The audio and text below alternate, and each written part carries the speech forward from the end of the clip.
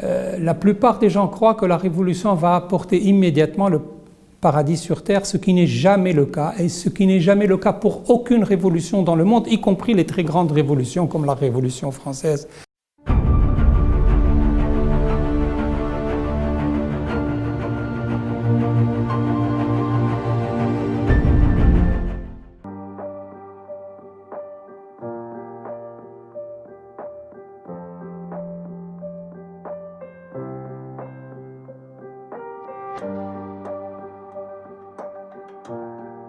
Alors, les 10 ans, comme tout le monde le sait, ont été 10 ans difficiles, très difficiles, et le problème, c'est que les difficultés sont allées en s'aggravant au fur et à mesure du passage du temps.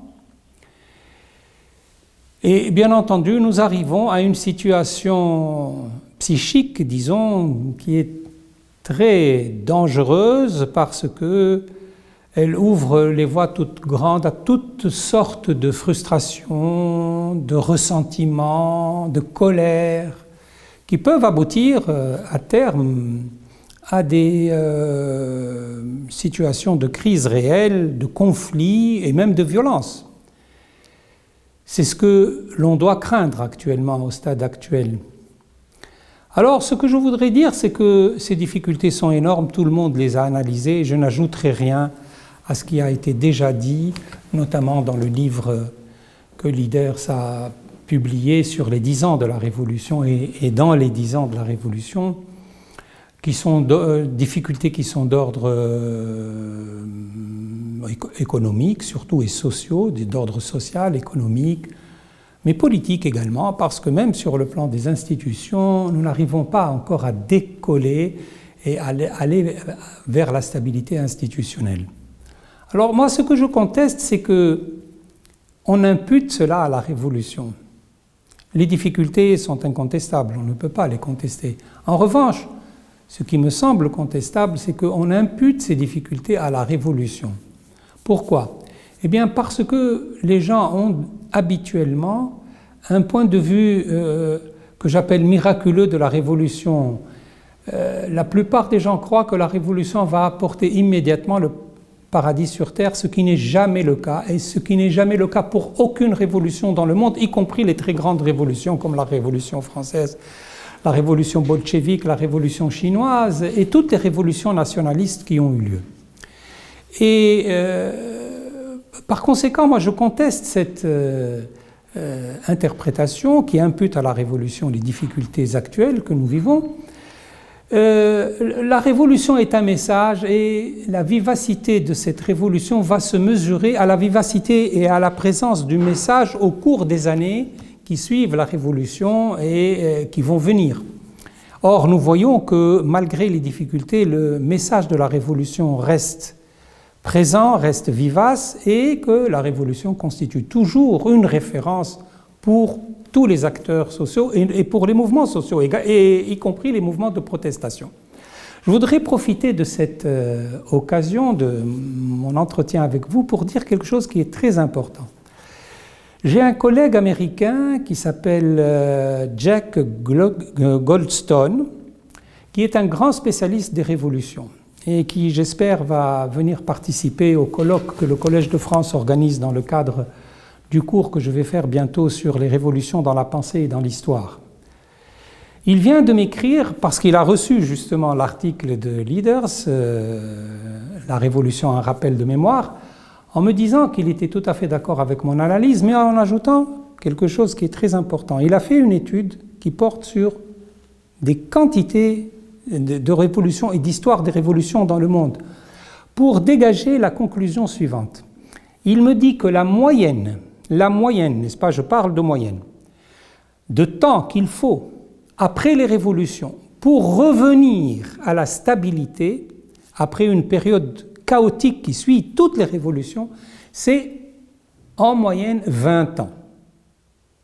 Par conséquent, la Tunisie, me dit-il, est à mi-chemin. Nous avons encore du chemin à parcourir en supposant que nous soyons parmi les mieux lotis, c'est-à-dire que nous ayons la chance d'avoir un délai minimum de 20 ans.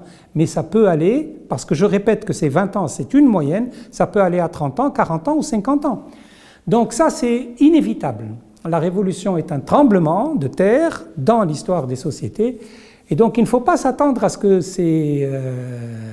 le rétablissement de la stabilité politique, économique et sociale, etc., revienne.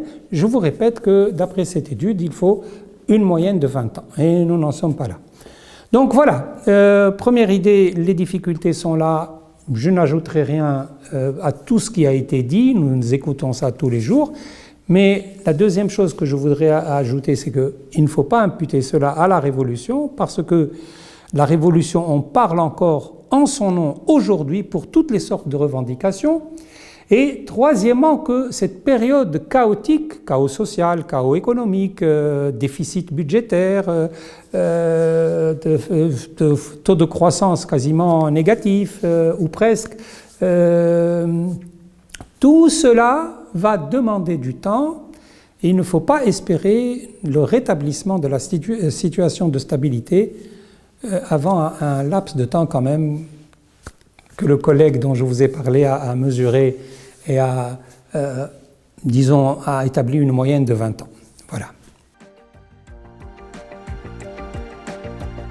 La voie d'avenir, écoutez, il y en a deux, de voies de l'avenir. Ou la voie qui conduit au cimetière, c'est-à-dire la voie de l'unité, la voie de la répression, la voie de la dictature. Ça, c'est vrai, c'est une voie qui apporte le calme, qui apporte la stabilité, qui n'apporte pas la prospérité ni le règlement des conflits sociaux et des déficits économiques et financiers. Mais au moins, parce qu'elle est répressive, elle assure au moins la stabilité politique, la stabilité. Mais il faut savoir ce que nous voulons. Cette stabilité, nous l'avons connue. Nous avons connu quand même après l'indépendance un régime libératoire, mais quand même autoritaire, celui du président Bourguiba. Nous avons connu un régime dictatorial qui était fondé sur la répression et la désertification de la scène politique. Et nous avons fait une révolution contre cela, pour avoir la démocratie.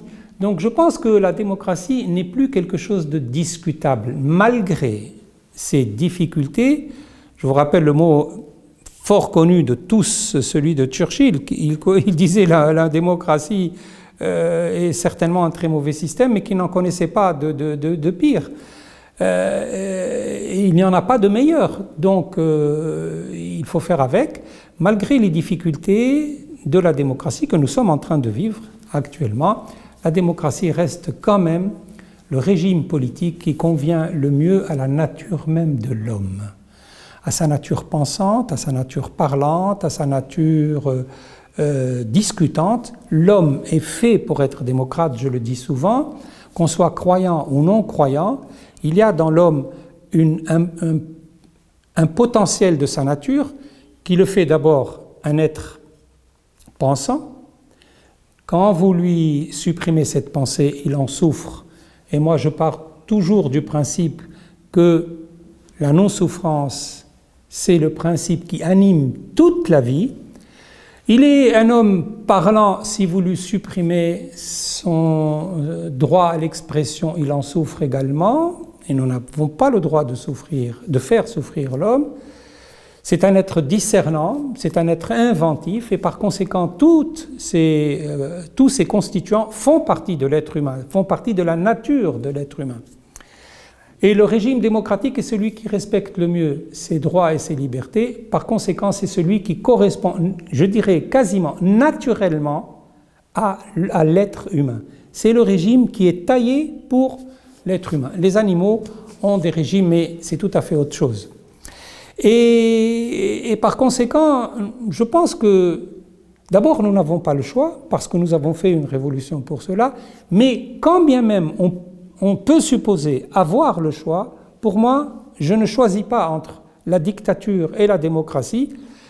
Il y a deux voies devant moi, même si la dictature apporte probablement plus de stabilité, la démocratie est meilleure parce que la stabilité qu'apporte la dictature n'est qu'illusoire et temporaire, alors que l'acceptation de la démocratie est durable. La preuve, c'est que les Tunisiens continuent, même s'il y a quelques doutes sur la démocratie, à pratiquer la démocratie, et pas seulement la liberté d'expression, la démocratie globalement dans la vie des partis politiques, les associations, la liberté des entreprises, la liberté de manifestation, la liberté de croyance et de religion, la liberté de conscience, etc., etc.